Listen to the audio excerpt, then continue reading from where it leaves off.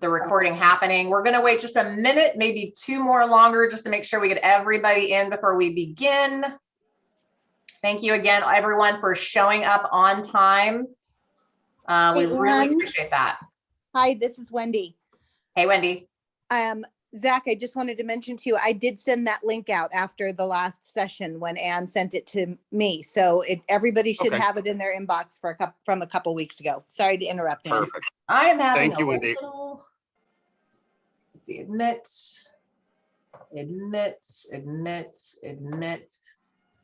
I love seeing all these names up here. Welcome. Good morning, everybody who's coming in. We're just going to wait a minute, maybe 2 longer, because everyone's coming in. We've got a pretty healthy crowd this morning. You guys are coming back for more. What's wrong with you? Woo, we love it. And thank you for staying on mute. Obviously, with crowd control and not trying to compete with too many voices or dogs or whatever's in the background, we're going to just ask that you stay on mute until there's like a participation or question. As you guys remember last week, we really want you to be involved. So, you know, if you have things you want to chime into, by all means, please chime in. You know, Will and I wanted to just make this interactive and not just about one of us talking or both of us talking. We have a guest this morning we're super excited to talk with. Yeah, last week was great. Just as a reminder, because people keep coming in, if you guys want last week's recording, you guys gave such amazing feedback last week that we want to make sure if you were not able to go to last week's, that you guys have the ability to, sorry, I'm like letting in, there's like, we're going to be approaching 30 people here pretty quickly. If you did not go to last week's class, we have a recording of it. So please just in the chat box, let us know if you want a copy of it. And again, just as a reminder, please stay on mute until we ask for participation. So awesome. Well, we have a lot more faces here this morning. So good morning, everybody. Thanks everybody for showing up. Yeah, we saw people joining, so I'm just monitoring the entry here. Well, look at all you fancy people up and early on time. Thank you for being on time. We like to honor time and just make the best use of it. So last week, as we mentioned before, we have a recording of it. A lot of you have asked for copies of that, or if you didn't make it, we get it. We're recording this version as well. So for some reason, somebody you know could not make it and you want to get them a copy of it, we're more than happy to do that. And we just really value and appreciate you guys showing up this morning. It was great last week. You guys like last week? Do you guys get a lot out of it? Yes. Good. Well, we really enjoyed it too. And so let's talk about that for just a minute. We do have a guest we've brought on that we want to talk to next. But before we get going, I'm going to try to share the screen. I'm having a little computer glitchy this morning. I can share from my side, Ann. It's not the same exact version, but if you get stuck. Yeah. Yeah, my computer's being loads of fun this morning for some reason. And I'm still admitting people, so hold on a minute. Wow, we are having quite the crowd this morning. This is awesome. Love it. Okay, let me just get into the first slide here. So let's talk about our ahas, you guys. How did it go for you in the last couple weeks since we haven't seen you? Are you guys, what were your ahas from last time? I have an aha. This is Kristen. Say what's your name? Kristen. Hi, Kristen. Go ahead. Hey, I realized that the business plan and all of everything that goes with it is not nearly as effective as it can be if I don't have my CRM dialed in, which it is not. So I decided I've been doing this for about 2 years and got really busy, and it's set up, but it's not really set up. So I decided to do it for real and have been working on it for 2 weeks, and it's been good. So I appreciate the boost to get that done. Are you setting up an actual system of some kind? Well, it's KV Core. It's just that okay.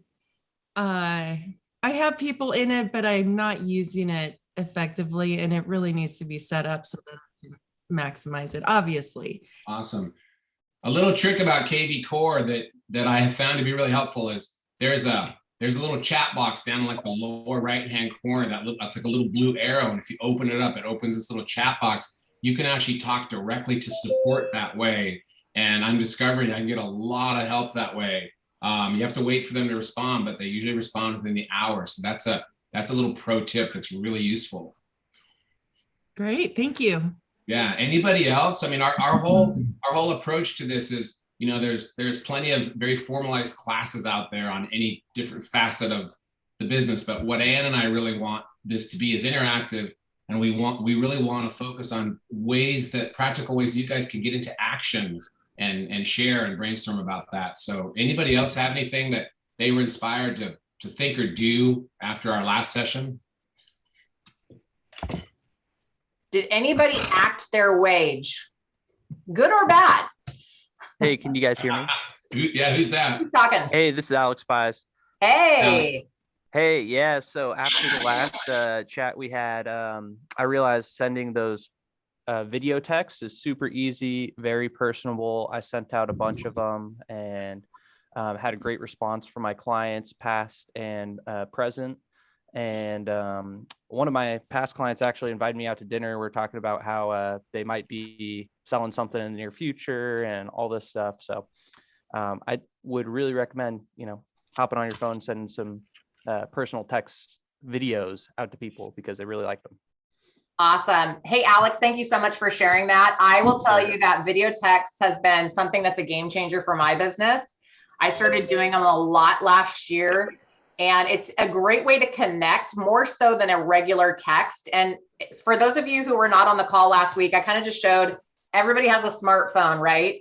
And you can do a video on your smartphone, right? Just pull it up like a normal text, shout, do a little video that's like, hey, how are you doing for this year? If there's anything I can help you with, hope you're well, whatever you want to do for follow-up.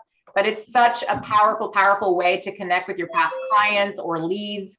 I had a gal that actually reached out to me last week that said, yeah, we're ready to do something with our house. So don't underestimate videos, especially video text. Thanks for sharing that, Alex. It's awesome. Absolutely. What else, guys? Anything else that you picked up that was an aha? Maybe you applied it. Maybe you didn't. Maybe you just admitted to yourself, hey, I'm not acting the wage that I have for myself. That's okay. Sometimes it's just about saying, you know what, like if you have a goal this year to sell so many houses or make so much bottom line income, it's time to say, all right, how do I get off the ground running? And to be honest with you guys, I'm starting my year off a little bit quieter than I wanted to. I've got a pipeline. We've got some stuff going, but I'm in the same boat as a lot of you guys. This year inventory is pretty tight. So what am I doing? I'm hitting those phones. I'm following up with a ton of people. Today's call, after we get done talking to our guest, is all about follow-up, lead generate, how to create that pipeline where you have momentum going all the time. Like, to me, that is such a huge fundamental thing for any real estate agent to have, or salesperson for that matter. And it's honestly how I keep track and will keep track of our businesses throughout the year. So we know, are we hitting our goals for our personal, income as well as serving our clients? So we're going to talk all about that today. But let's get right into our guest. We've got an awesome guest today. I'm excited. I know Will's excited. Will, do you want to make introductions? I will. Yeah, everybody, if you don't know Will, say hello to Will Cochran. He's on here. What you're looking at is a little slide we made that features an Instagram post of his that he posted not too long ago. I met Will a little over a year ago through a family friend. He was at another company. We were just introduced just because we're both in the business. And I wound up finding out that, he had been with another office for a few months and felt alone and we didn't have a clear sense of direction. And he was buying internet leads and none of them were really paying off. And he wound up joining EXP, which was a total surprise to me. And I wasn't trying to recruit him. It was nothing like that. We were just introduced socially and I had the opportunity to mentor him. And it's just been an absolute blast and a joy to watch him. He's taken off. He closed almost $9 million in his first year, which is pretty extraordinary, as I think some of you know for being a brand new agent. So Will, would you just say hi to everybody? We're going to just chat, Ann and I have a few questions, and hopefully it'll be fun for everybody to hear some highlights of what you did. Yeah, thanks, Will. How's it going, everyone? Hey, Will. How you doing, Ann? Good to see you. Yeah. Will, what I remember most of all when we met and we were talking, at one point you said, I'm not really happy where I am because I just feel lost. And after the initial honeymoon kind of faded, and I signed up, with this other office, this other brokerage, I've pretty much been on my own. And for those of you that don't know Will was a Division I tennis player at PSU and a professional tennis player. He taught professionally and competed for a little while before he decided to go into real estate full time. And he made this comment to me that I'll never forget. He said, I've been coached at a very high level for most of my life growing up playing tennis. And he said, if I could just find somebody who could give me some coaching and direction, I know how to execute. I'll go do the work. And I was just like, I love this guy. And now, just over a year later, the results kind of speak for himself. I mean, that's a lot in our market in Portland. So yeah, hats off to you, Will. Do you want to share just a few highlights, like just, thoughts about like how you got started and we'd love to hear specifically about, 2 or 3 of the things that you did that actually led to business, but take it away for a minute. Anything you want to share? Yeah, well, after lots of years in tennis, which is an individual sport, I know myself pretty well. So I know how I learn, I know how I become successful. And what tennis gave me, I played through college and then I wasn't good enough to continue on, but what it gave me was kind of a template for how I know I succeed. So I taught tennis for a little while and kind of started to work through that, but I realized like I can do that later. And so I went into a completely different industry, which was apparel manufacturing.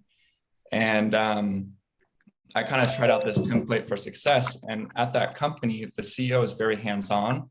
And he worked with people like me, his kind of new hires, to kind of become his grinders, to kind of work and run everything for him. And he was really hands-on with me during that time. So I knew going into real estate, I just needed someone who was experienced, someone I connected with, who could really just kind of help me understand like what real estate is, what it's about, and how to get started. And at Keller Williams, they kind of sold me on, not to call them out, but they kind of sold me on that. And then I ended up getting kind of passed down the line. They have a mentor program where you kind of zoom in for 30 minutes. I just knew Zooming for 30 minutes once a month wasn't going to be enough to help me be successful. And luckily I was doing calls to my sphere, and that's how I got connected with Will, and knew during our conversation that was kind of a start. So that was like a big start for me, is knowing that I needed a mentor for sure to work with. That's awesome. I love what you said about having a template for success already from playing tennis at a high level. And then even, during that stint you had in the apparel industry. What was that? Just briefly. I mean, what does that mean to you? Complete and total acceptance of whatever the person I'm putting my trust into has to say. Part of I had a couple coaches growing up, and one of them was my dad, who isn't like an amazing tennis player, but he is someone who quickly learns new things and becomes very good at it. And so when I was young and about 4 years old and got started, he started studying tennis, and he was already a player, a fairly high level for recreational. And so he started studying it and getting into coaching and asking lots of questions to the local coaches. And so he became my travel coach. So we would spend, 3 hours a day, almost every day on the court. And then we're on the road together, and then we're at these tournaments together. And as some of you may know, having your parents, coach you on something can be difficult. And I think one kind of aha for me in that time that carries to today is when I finally just said, okay, Dad, sounds good. And so that's kind of like, I need someone off the bat to tell me kind of things, to give me information, and I can say, okay, sounds good. And I can go practice it. And then from there, I know that I'll get enough information that I can learn and at least start to create my own ideas on what I like and what where I can bring value, where I can improve. Yeah, that's really interesting. I remember specifically a couple of things we talked about early on. You were buying leads from an online lead service called Set Schedule, I think it was. Yeah, set schedule. And you were Anyone paying. else has worked with them? What's that? I don't know if anyone else has worked with them or what their experience was, but it was not good.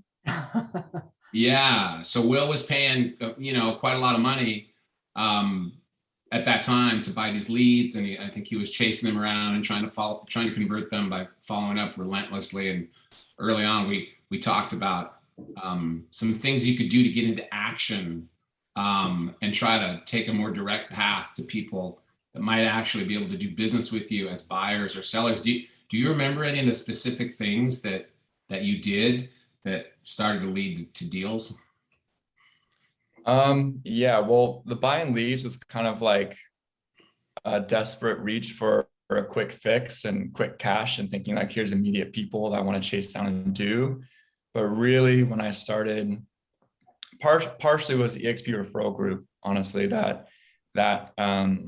got me started, like just religiously kind of looking and scrolling through that, but also doing handwritten letters to people. And so things that, you have to put your headphones in and your hand cramps and you're spending like 4 hours kind of writing out these letters. I would type it out but I would sign their name and then give them a little note, like have a nice day, or just something like that. Yeah. That was kind of my first, and I got 4 responses out of 400 letters. Wow. And was that in response to the builder that wanted to buy a condominium in Portland? Is that what started that?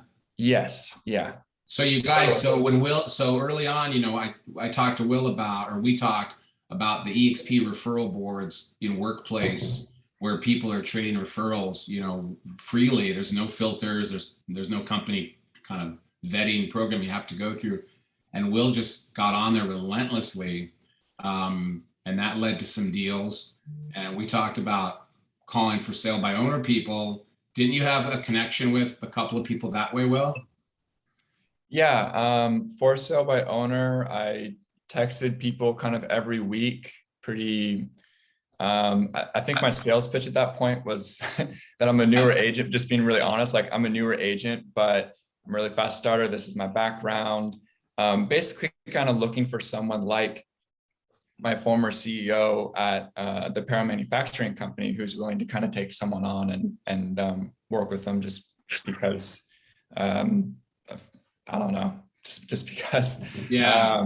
But I ended up connecting with someone that way who was a fix and flip investor who was looking for more of a ground up realtor who he could work with. And that's how his whole team was built. So it ended up, that was kind of my messaging. And that's exactly who I kind of ended up interacting with. And we did 2 deals together and a for sale by owner that we were under contract with. We fell out of contract, but he pitched me that for sale by owner. So that ended up being 3 deals for me. And yeah, I mean, like for sale by owner, letters, I think I chose 5 things to do. It took me some time to figure them out, but I chose 5 things just to do consistently rather than try to really intensely do a lot. I chose 5 things that I could consistently do that wasn't going to burn me out every day. Yeah. Go ahead, Ann. I was just going to say that's something we're actually going to talk about a little bit, because so many realtors dabble in a little bit of this, a little bit of that, or they do it for 2 or 3 weeks. They don't get that instant gratification and they're on to the next thing.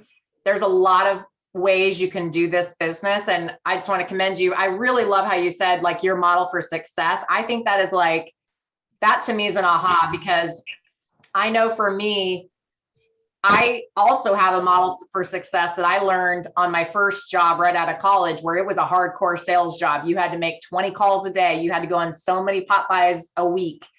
That was how I kind of learned my success model. I think everybody has one to some degree, right? And everybody's is totally different based on your background, but it's just being consistent, and knowing that over time, things absolutely pay off if you stay consistent. Well, and another thing, I agree with that. Another thing that I saw Will do, because I had a front row seat, to his success story, and I'm just a very minor element. I mean, this is all Will, but he jumped he jumped into those referral boards first and started getting active there. And then, you know, like he explained with the for sale by owner calls, how that led to this connection with this fix and flip person. But what I began to notice is, as Will identified those things, and if you want to just talk about them, well, you don't have to necessarily go deep on any of them. But if you just want to share what those 4 or 5 things are, how you summarize them in your head, that would be helpful. But what I noticed that I thought was really, really interesting about Will is, for example, he called me up when he said, hey, you know, I have this family friend down in Southern Oregon that wants to buy a condominium, but there's nothing on the market. You know, what do I do? And I was like, oh, well, we've had that situation before where, you know, we've sent letters to specific buildings. We've targeted certain buildings where we know, you know, where we know there are units that, you know, check off all the boxes that the buyer's looking for. And we've had some success with that in the past. We sold a condominium about 1.5 years ago that way for like 1.3 million in the Pearl District. And that's how we found it. So Will was like, oh, okay, that's a good idea. And so then when I talked to him a week later about that, you know, I had helped him learn how to get the address list from the title company. But then he and his fiance just on their own had decided that they were going to hand address the letters, so that it would get people to open them. And I know that sounds like a little thing, but I actually think it's a huge thing, because I think it prompted somebody to actually open one of those letters, and he found a condo and made a sale. So it's like, to me, that's the difference between stopping at like, oh, there's no inventory. Yep. And I'm just going to surf the MLS and just wait for it to hit, or wait for my client to find it on Redfin or Zillow, and then I'll help them write the contract. Like, that's the difference to me of like being proactive. And he even put a little spin on it. You know, like I learned from Will, I was like, man, we should do that next time we send out a mailing, you know? Yeah, absolutely. I mean, what I'm hearing is, Will, you did so many proactive things consistently. You didn't stop at there's no inventory. Like right now, there's a lot of agents, when they hear the inventory numbers, they're kind of frozen in fear, right? They either just say, oh, well, we'll have to just wait for inventory to come, or, you know, oh, it is what it is. But it's like, there are agents out there right now that are calling into neighborhoods saying, we have a ready, willing, and able buyer. Are you thinking about selling?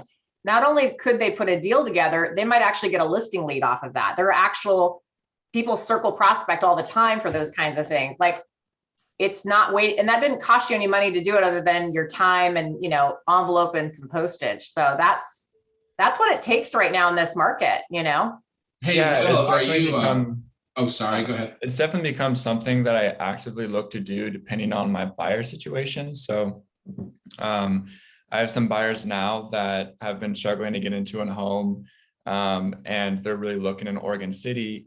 And Oregon City right now in their price range is just insane. It's kind of like back to the beginning of 2020 or halfway through 2020. And it's like the competition is, it's not even deadline offers anymore. It's like people are accepting same day. I'm calling off listings as they're on the market and they're already off. And so for them, like, it's become something where, okay, like maybe I'll do a letter for them and kind of secretly say, like, you know, we're going to get them a home, but every single one, it's been going so quickly, blah, blah, blah. So that if they, you know, if it ends up not working out with them, maybe they want to sell. And that's happened that was one of my deals last year. Yeah. Amazing. Awesome. Hey, Will, one last thing. I don't know if you want to share those 4 or 5 things that are kind of your spokes of business. That would be super helpful if you're comfortable. Yeah, I actually have.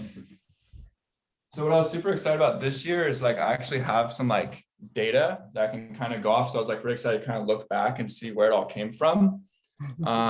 So I don't know if you guys can see it because I can't see my screen.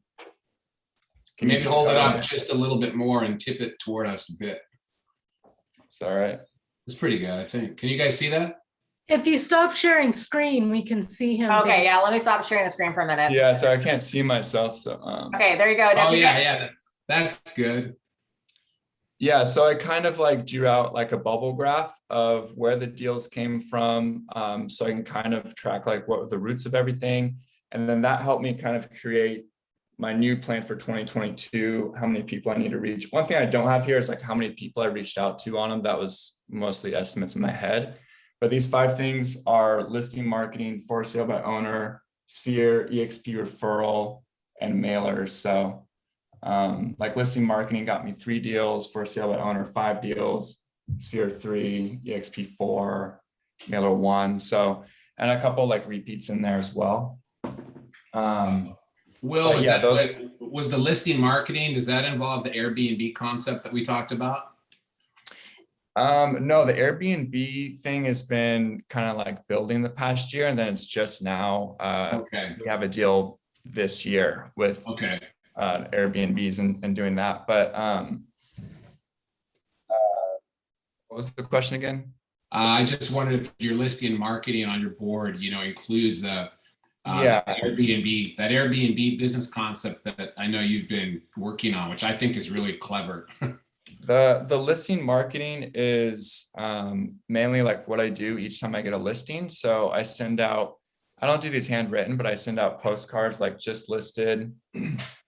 I'll do QR codes to like information about an open house. So maybe people in the neighborhood who are owners want to come to the open house, check it out, see what the inside looks like for the price.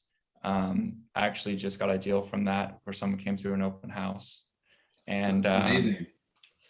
And then we do a video for each one and post it, do Google pay-per-clicks and Facebook boost through KV Core, which actually Facebook boost through KV Core are actually like pretty solid leads. I've gotten one deal from the Facebook boosts on a listing. So that's actually KV Core, whatever their deal on how they boost through Facebook is better than just doing it yourself by far. Like they actually have it down pretty well.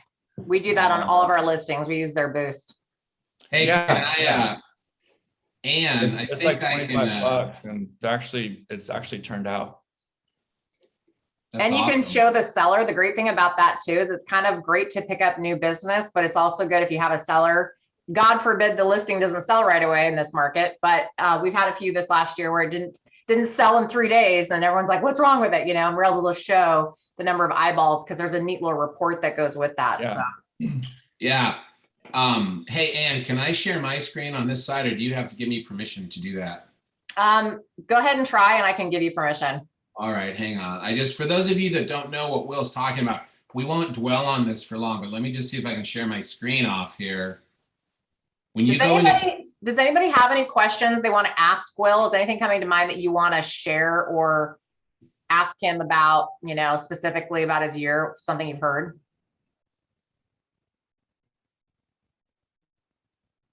Susie, go ahead. Hey, it's more about timing. So when you do mailings, so when you say just listed, how long it seems like it's, and I've tried it before, and that's why I'm trying to see how it works for you. The timing of taking the listings, sending out the mailings, and scheduling a time for neighbors to come see the house seems to be in the seller's market too. It takes too long for them to get it before the house was already sold. Yeah, I've definitely had mailers like actually be delivered, and I already kind of have offers. But I'm kind of okay with it. I mean, I've gotten to the point where I send them out, like I have the listing that's going to go live, and I send them out maybe a day or two before it goes live.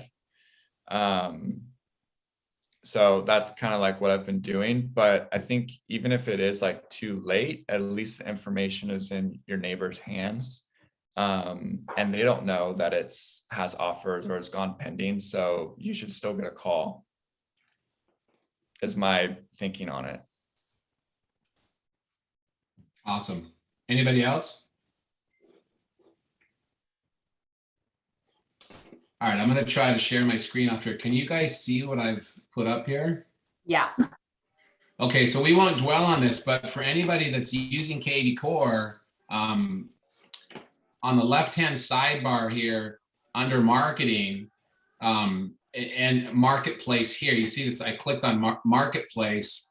This core property boost is one of the things Will's talking about, where you can promote a listing this way and they'll run a little ad campaign. Like we usually do it for like 30 or 50 bucks, and they'll promote it on Facebook and Google. And they also now have Facebook and retargeting down here on the lower left, but KV Core runs this in the background, and then anybody who interacts with your ad, wherever they find it, they're forced to register after a certain number of clicks, and it'll drive those notifications with their contact information right to your phone as text messages and right into KV Core if you're using KV Core. So there's a lot of really cool features within the marketplace if you start to explore it. So I just wanted to show you guys, this is what Will's referring to, where he started using this just as an additional thing to promote his listings, and he's gotten some business off of it. Do they do the ad for you, Will, or do you have to set it up? No, they do it. It's all kind of templated already, and you just decide how much you're going to pay. It takes you like 2 minutes or less. It's like you add in the address. You can actually hook it up so your seller gets copies. Although I don't do that. We want control over it. But it's easy peasy.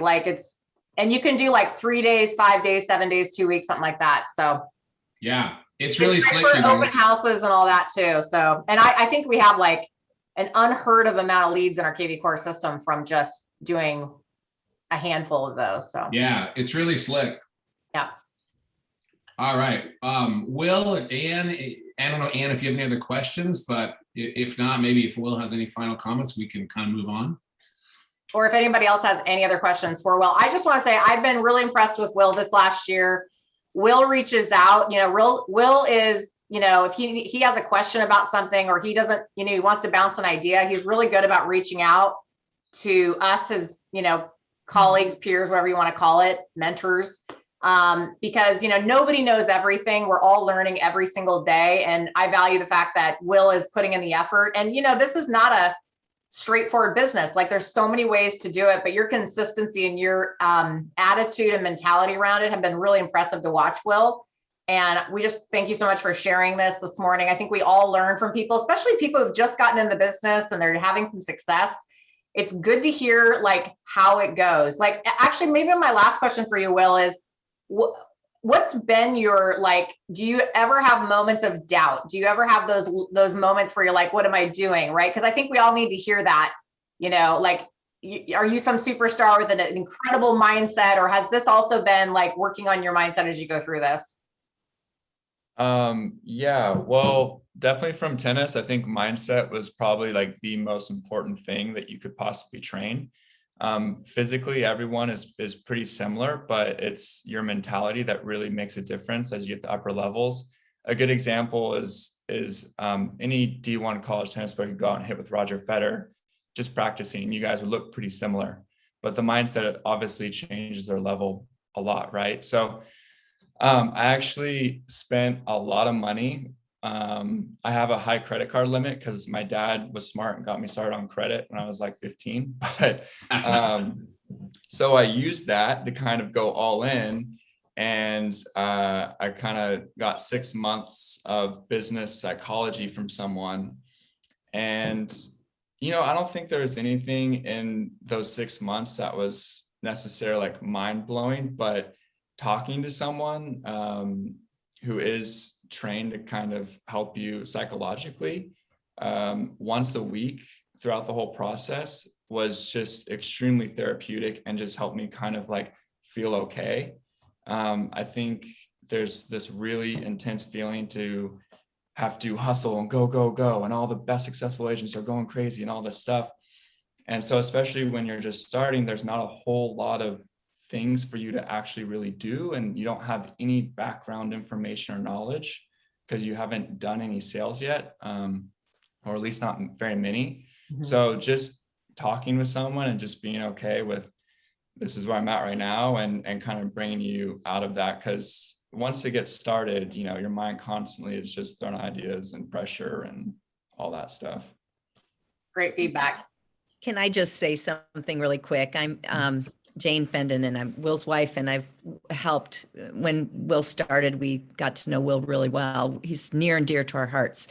But what I've just so appreciated, Will, and I know Will, my husband Will was your mentor, but every time you call, it's like you've done what you need to do. You've taken the action, and anytime you call Will, it's always with, hey, I really need help with this piece. I know I can do it. And you're very, You're very precise. I know Will said it's just been an absolute pleasure to mentor you because you take action and you take smart action and you've thought it through. You're not just always asking for, nobody's doing it for you. You work long hours. Yeah, I've never once in a little over a year of first mentoring and then just really becoming friends with Will and really just becoming colleagues more than mentor mentee. Every time I talk to Will, he's in action. Like he'll call me and it'll be about like, hey, A deal. I'm writing an offer on a condominium. I don't which version of the sale contract do I use? Where do I find that HOA addendum? I can't ever remember a conversation that we've had, and we've had many, where Will ever once complained about the market and said, oh, there's no leads out there, there's no business or whatever. And at the same time, I suspect that you guys also recognize that Will has a really wonderful kind of humility about him. He's a hard worker and a grinder, but he also is surprisingly humble and willing to say, I don't know the answer to this, I need help, or this is hard, or I feel insecure about this or that, but okay, I'm going to go for it, or what should I do? It's just a really, it's been a joy just to get to know him and have an opportunity to work together.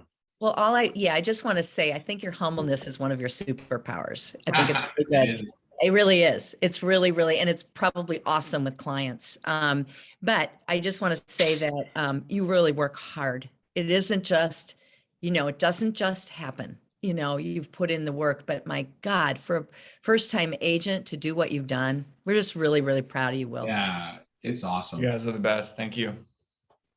Yeah. Well, cool. Well, thanks, Will, so much for coming on this morning and sharing. And hopefully you guys got something out of it. We're going to jump into some more slides here and hopefully give you some practical things to think about as you guys are also having, your pipeline, your lead follow-up, all that stuff. So does anybody have any other questions for Will?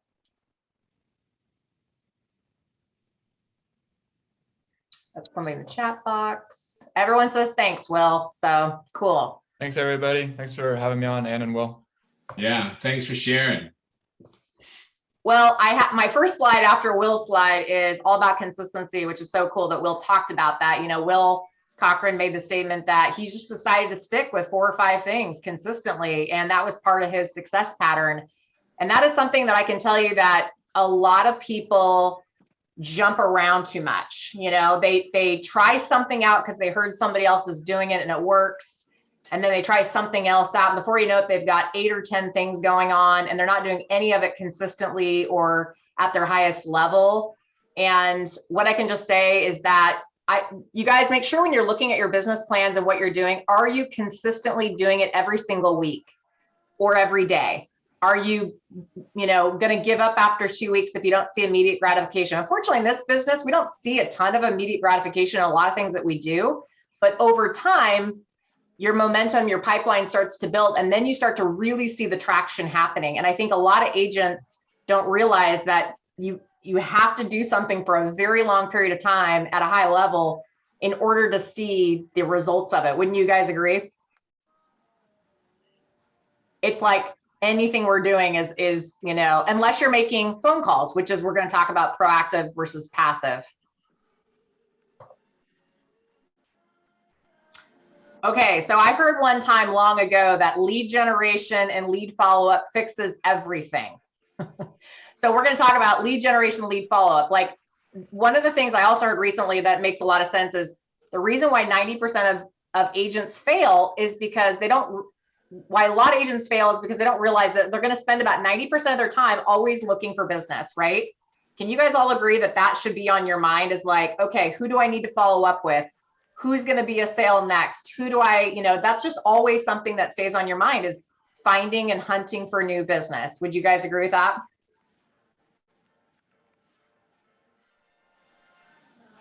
I think a lot of you guys are on mute. There's virtually no problem in our business that cannot be solved with lead generation. I'll fight you for it. Working on it every day, failing your way forward, giving yourself permission to stay consistent no matter what, and then watching that magic happen. I can tell you that I've been doing this for 21 years. Okay. I celebrate 21 years in the business next month. And it never ceases to fail that when I get a little bit slower than I feel comfortable in this business, maybe I'm, I've got a slow spot in my year. Like actually this year, as inventory is starting to grow, we're doing a lot more lead generation activities on our team than we ever used to do. Because that's what you do when you're in that moment of time. So whenever you have your business is kind of in that mode where you're wanting more appointments, you're wanting to get your pipeline filled up, it's all about talking to more people, isn't it? I mean, this is a belly to belly business. So what are the things that you're consistently doing every single week to get in front of people, right? Or find out where they're at in the pipeline, right? So like sometimes I can go days making phone calls and doing follow-up, and I've got 2 people who said they're going to sell in 6 months. I've got 1 guy who's going to sell by the fall. Okay, that's good. That's filling up pipeline for later business. You continue to make calls. It's like, oh yeah, this person wants to know what would their house sell for. They need some ideas on to get it ready. They're thinking March or April. That turns into appointment. And you just keep having these conversations with people that dynamically lead to getting to that next step with them or putting them in your pipeline.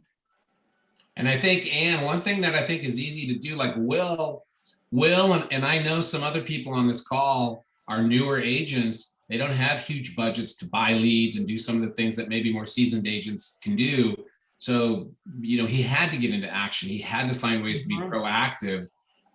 But even the more seasoned agents, myself included, and I hear you saying this right now too, in this market with so little inventory and so many more agents jumping into the business, the competition is higher. I realize listening to Will that, I need to be doing the same thing. Like we all need to be doing the same thing, like getting ourselves into action on even at a higher level, I think, to survive in this market. And like we all have an abundance mindset.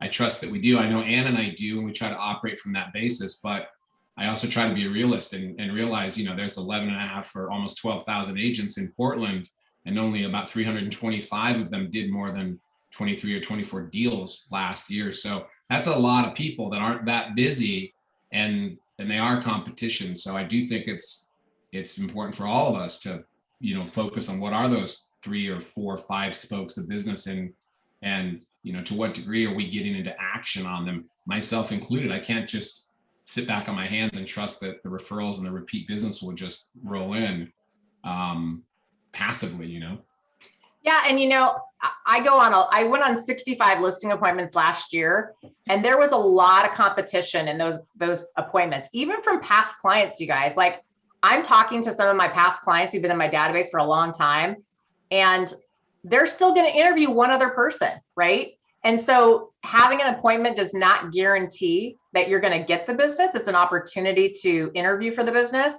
But what I know for us right now, just based on what we're seeing in the marketplace and the projections, it's really a time of like bearing down, getting in the zone, setting aside the scheduled time to call everybody right now. Don't get passive. Don't just send an email or a text. That's important. Those work too. But it's kind of like the air, ground, sea attack.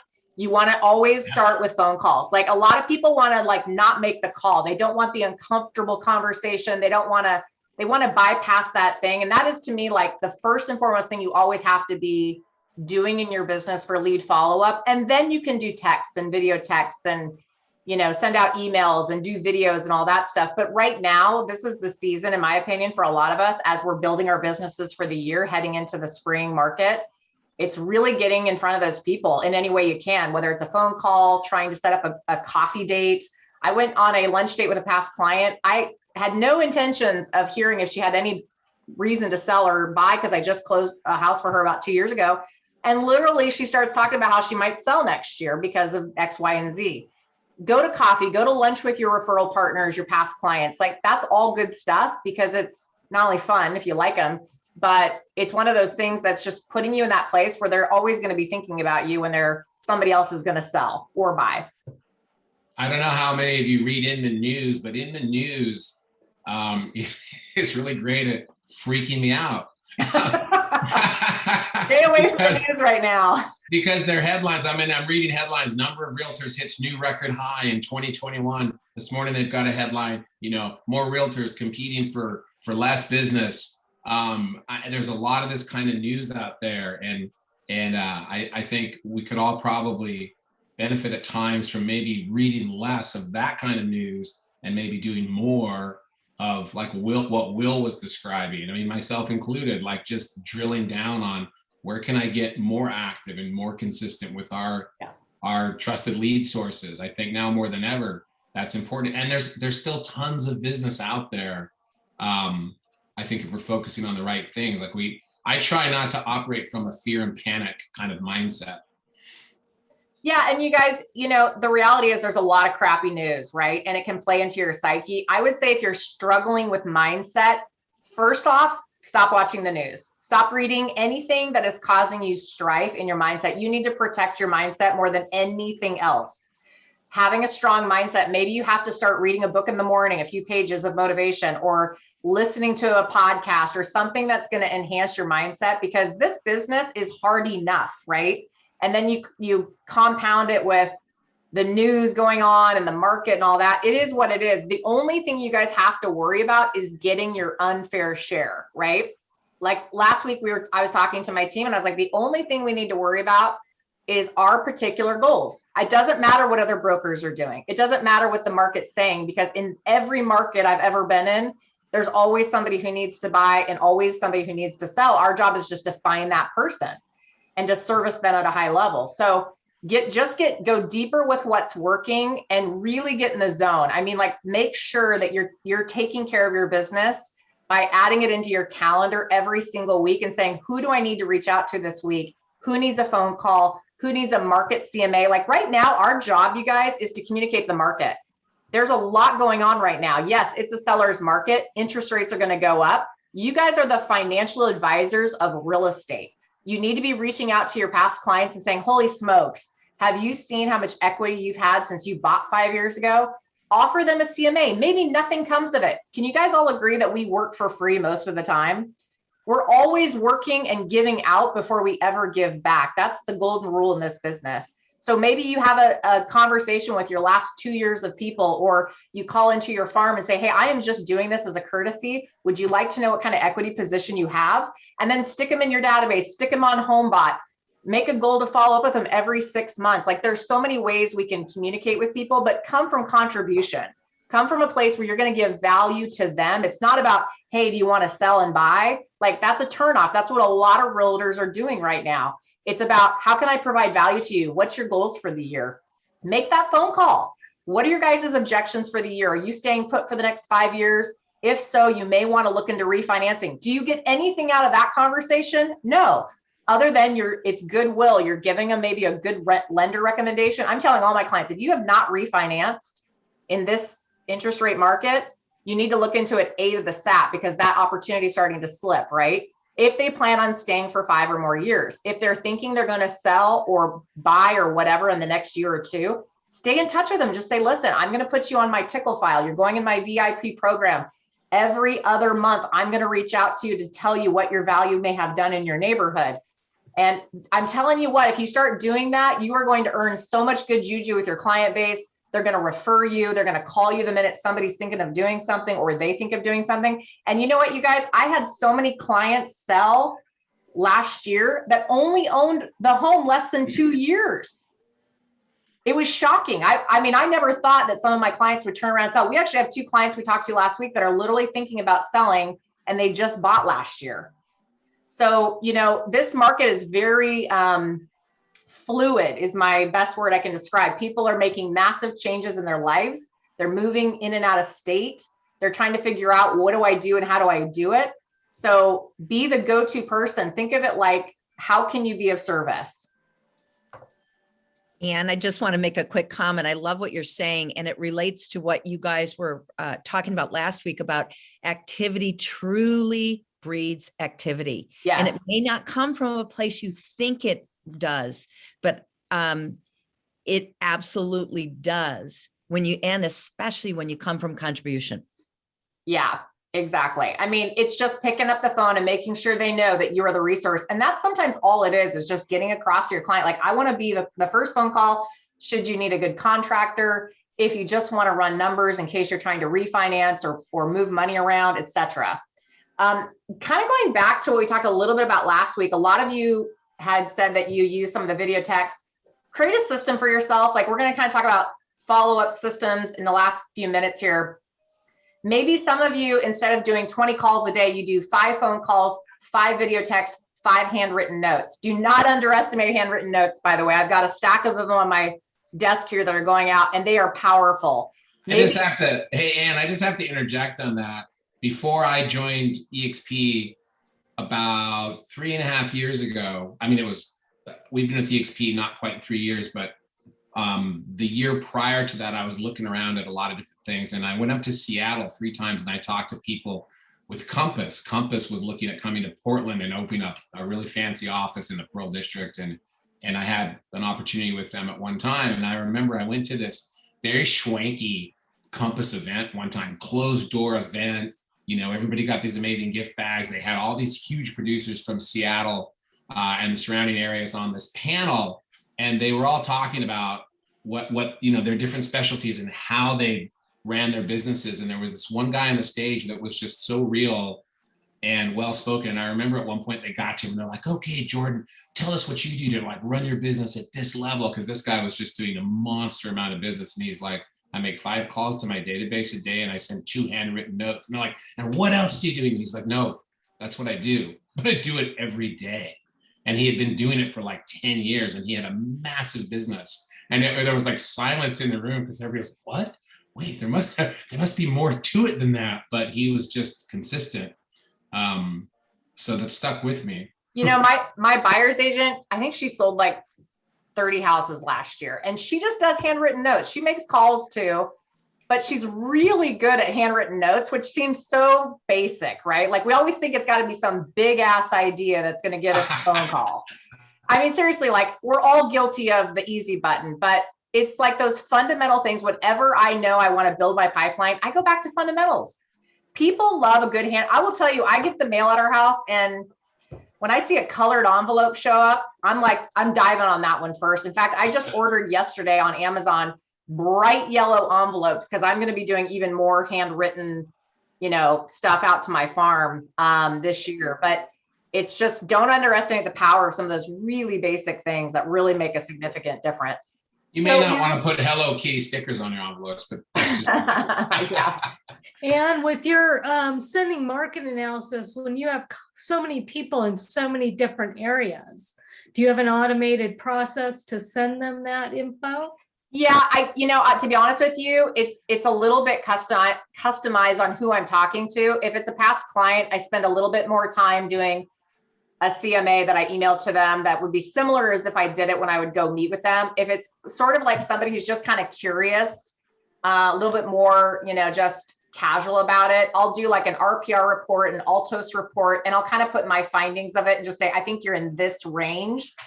And then I stick them on HomeBot. HomeBot's been really good for me. But I mean, when you said send to your different farms or markets or, every 2 months. Yeah, it's kind of the same thing. I just throw in like an RPR report and or a Altos report, and I put together a letter, that one page that just says, here's where I think your range exists. If you want me to give you more accurate evaluation versus online generated, I'm going to need to do a 15-minute walkthrough of your house. Okay. So proactive and passive. So we're all guilty of leaning heavily towards passive lead generation at times, right? It works, it's effective, it's important. But like we always say, if you really want the power punch in your business, you got to do both. And you got to put a lot of focus on proactive marketing. Proactive marketing and lead generation is phone calls, door knocking, pop buys, getting in front of the consumer belly to belly in whichever way that means. Maybe you're into open houses and getting people's information that way. Stopping by to drop stuff off, saying hello, putting a face behind the name. One thing our team is doing right now is every time we have somebody come into our system through a home evaluation lead, we don't know them. We put together a little clear plastic baggie, a little bit of candy, some market information, a letter about us with our brochure. We're dropping it by the house, putting our faces in front of them. It's a quick and dirty. Hey, nice to meet you. Just wanted to say hi. You asked for an information about your market valuation. Here's that. Super powerful to get people to go, oh, I can trust that person. They're proactive. Passive lead generation is working on your videos. By the way, very important. We'll do a class on videos, but anything that's passive, working on your website, sending out emails, trying to put together a flyer, anything that's not directly contacting a client that but could lead to business is considered passive. Or marketing. Marketing is super important, but marketing is a passive lead generation activity. You mix the two together, it's a power punch. But if you guys need immediate business, immediate appointments, hit the phones. If you want long-term pipeline business, it's generating that passive lead generation mixed in with it. Does that make sense?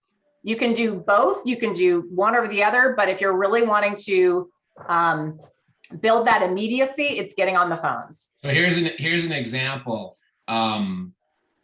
between proactive and passive.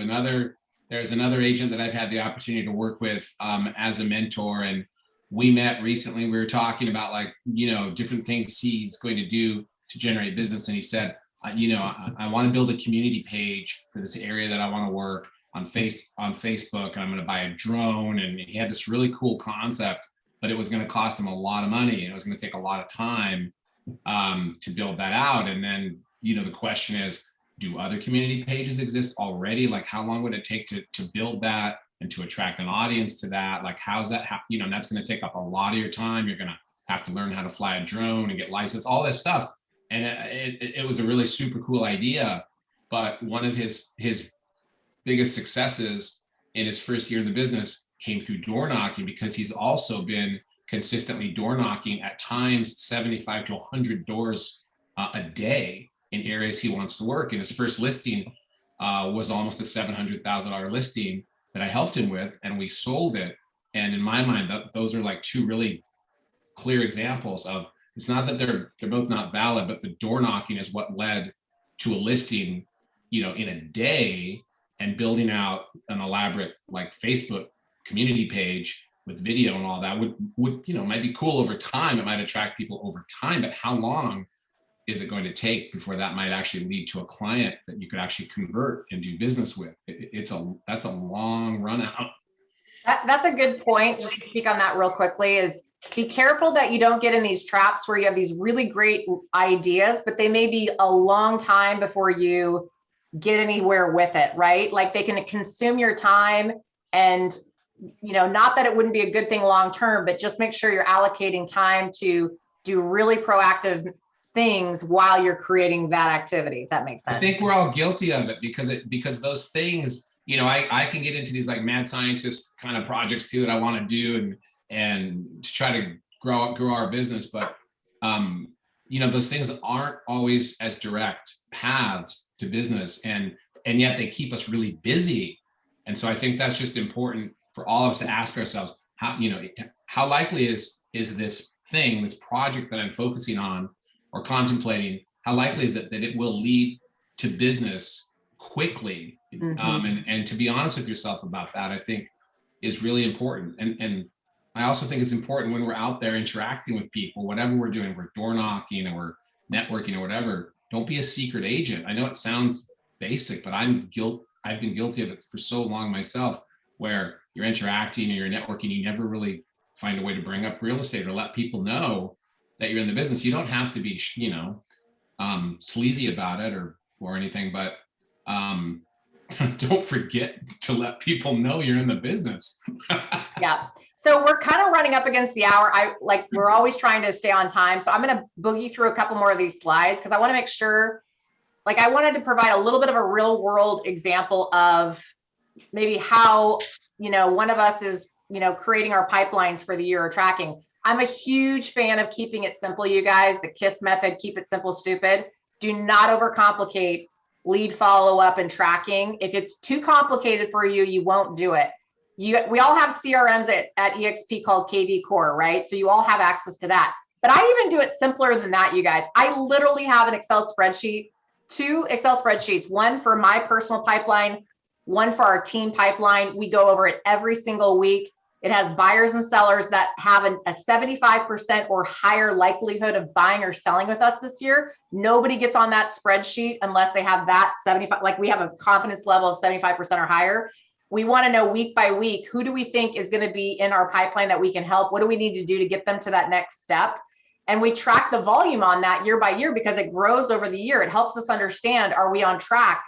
Who do we need to add to that list? Sometimes we subtract from that list. Sometimes people come off that list because they're not going to relocate to Oregon after all, or they decide to keep their house as a rental property or whatever, right? But you guys have to have a pipeline, because if you're working with one buyer and one seller right now, and that person decides not to buy or sell, you're devastated. Your business, you're starting over. You have to talk to enough people every week because there's going to be big fallout, right? Like this business naturally has that. I think last week I counted that we had like 17 opportunities is what I'll call them. Some of them were hot, some of them were warm, and some of them were cold.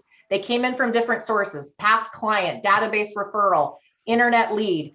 We called them all, we followed up with them. Probably out of that grouping, there's one or two that legit are going to do something. The other we're just going to continue to follow up with. And then the next week, like every week brings a new group of people, and you grab one or two hot ones out of there, warm ones, or people you follow up with. So every week we talk to so many people, we have no idea how to keep track of these people unless we keep it super simple for ourselves. Do you guys all have a system? Raise your hand if you do, of tracking all your perspectives.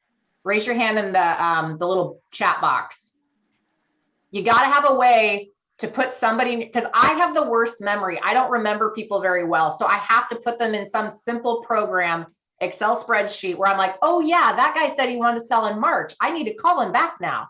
So it's just keeping it super, super simple. Okay. Well, let me just say, you guys, KV Core is a really powerful tool. It's a CRM tool. There's others out there, but those systems can be intimidating sometimes. So if you feel intimidated, you don't have to raise your hand and cop to it. But you know, a spreadsheet like Ann said, a Google spreadsheet, an Excel spreadsheet, even Trello. Those of you that know what Trello is such an easy tool to use. It's just an electronic kind of sticky note concept where you can just organize notes like sticky notes in vertical columns. And if nothing else, you could do that. Just have buyers and sellers, and you can set deadlines, and it's really simple. Just get started with something to start tracking your activity, and then you can trick it out over time and refine, you know, what you do and what system you use.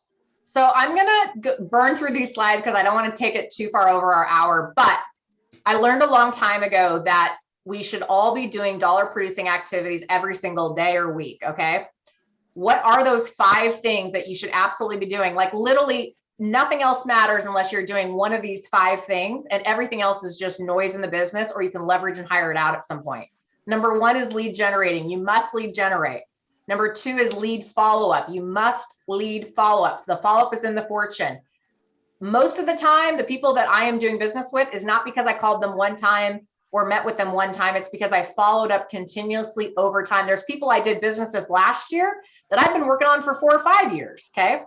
Number 3, negotiating contracts. If you're negotiating contracts, your dollar producing activity. Number 4, listing and buyer appointments. If you're on an appointment, even if you don't get it, that's still a dollar producing activity because you have the opportunity to get it. Number 5 is writing and signing contracts. Those are the only 5 things that make you money, you guys. The only 5 things, okay? Everything else is a byproduct, okay? If you get a lead off an internet, like let's say you designed a website, took you hours, but 5 months later it gives you a lead, you can't convert that lead unless you follow up and you call them, right? Like everything else is just noise. It's important, but these 5 things, look at your calendar. Are you doing any of these 5 things in your week? And if you don't have enough of 3 through 5, hit 1 and 2, right? When you're low on business or you want to fill your pipeline, focus on 1 and 2. And we should always try to focus on 1 and 2, right? That should always be in our calendars. When we get super slammed and busy, we typically let 1 and 2 go for a while. But consistently, we want to be good at 1 and 2 so we can get 3 through 5. That might be a good note to end on, and we've run over a few minutes. Okay. We want to be really respectful, you guys, of your time. We're trying to really keep this tight to an hour every week. We're going to do this again in 2 weeks. I just wanted to share quickly in the chat, on the sidebar in the chat, I just posted a link to a podcast by Tim and Julie Harris. If any of you are familiar with them, they're actually EXP agents now, but that's a more recent thing. They were working agents for a long time, and then they became coaches. I don't listen. I'm not one of these people that listens to a ton of real estate podcasts since we all live it 24/7. But I go back to their podcast over and over again because they tend to focus on really practical things, kind of proactive, nuts and bolts things that we can all do to succeed in this market. So if you're looking for something that might help your mindset or give you some new ideas, kind of reinforce many of the things we've even touched on today, I just posted the link. Check that one out. Yeah, I would ditto that. Julie and Tim Harris, they sometimes give you a big spoonful of things you don't want to hear, but are so good. And I usually listen to them when I'm like, okay, the market's doing something weird. We got to be like, they just give it to you straight. And I like their practical tips. I like that they always come down to fundamentals.